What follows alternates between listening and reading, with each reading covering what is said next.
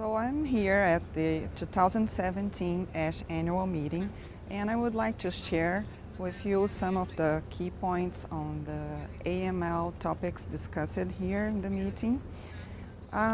So just first of all, there was an extensive discussion on diagnostic and classification of AML according to the new WHO 2016 classification. And what was new this year is that different from previously, that we were focusing on the AML with recurrent genetic abnormalities.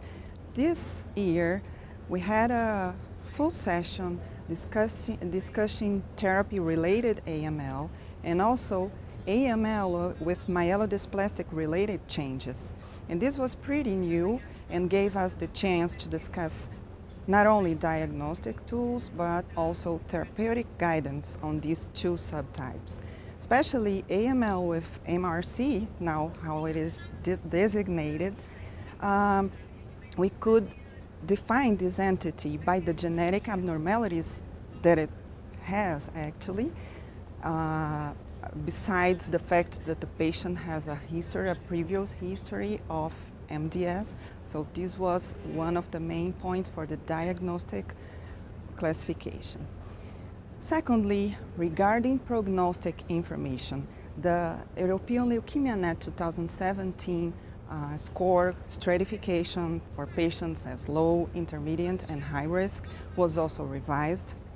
And what was new with this new score system is that the idea of combining the genetic abnormalities of the patients is now a clear recommendation. So for example, if a patient has an NPM1 mutation and FLT3, depending on the allele burden of the FLT3 ITD mutation, a patient can be assigned as a low risk or high risk. So this was pretty new and presented this year.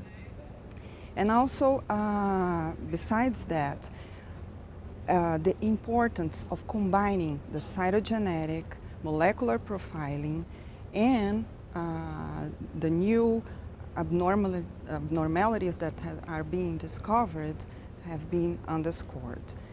So, other than the classic prognostic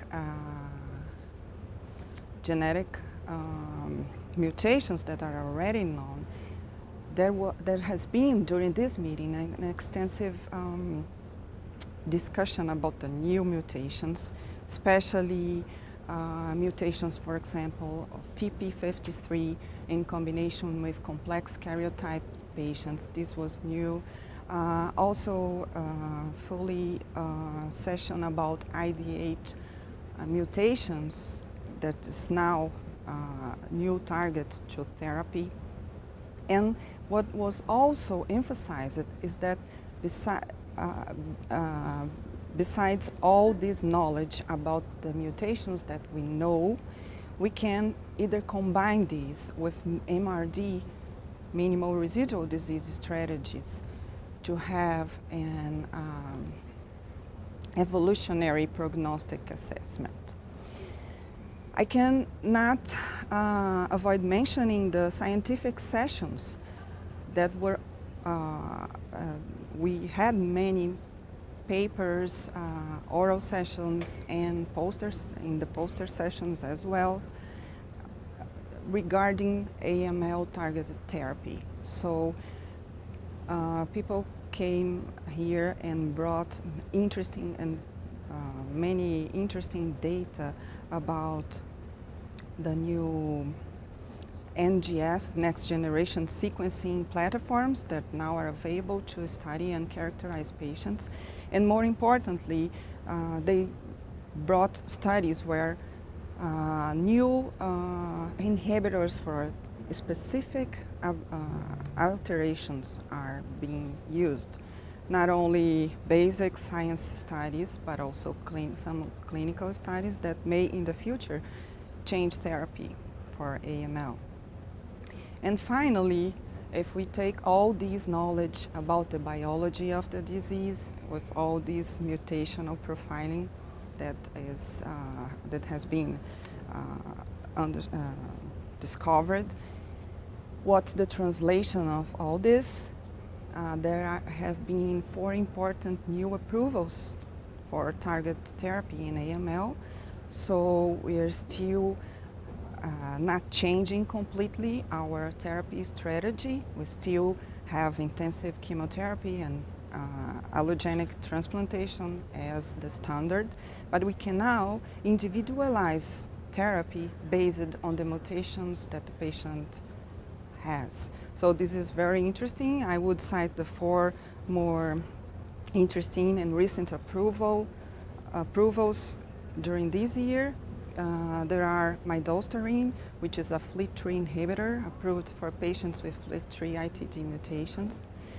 Also, we have this new drug, inadazinib, which is an inhibitor of IDH2. It's the first inhibitor of IDH, so we are targeting methylation in a more direct way.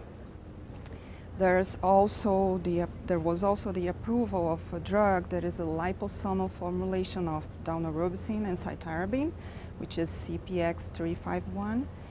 And finally, the anti-CD33 antibody that targets CD33 positive AML cases has now came back to clinical use after adjusting doses to a lower toxicity dose and can be used for patients in this frontline and also for relapsed patients.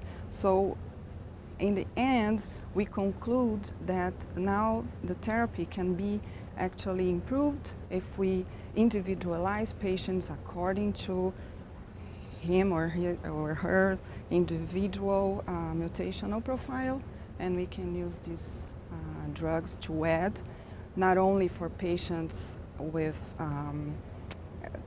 that can tolerate intensive chemotherapy, so we can add to chemotherapy these agents, but also for patients who are unfit and do not tolerate aggressive treatments, we can have other options with lower toxicity to improve treatment. So we can say, for example, if I have a patient with FLT3 mutation, which is associated with poor prognostic, I can add to the conventional therapy a FLT3 inhibitor.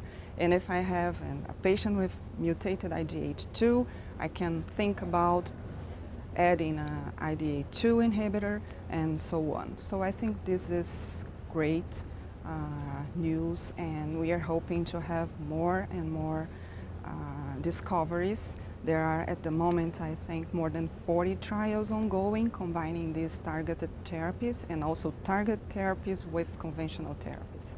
So it was amazing what has been discussed here at the ASH meeting 2017.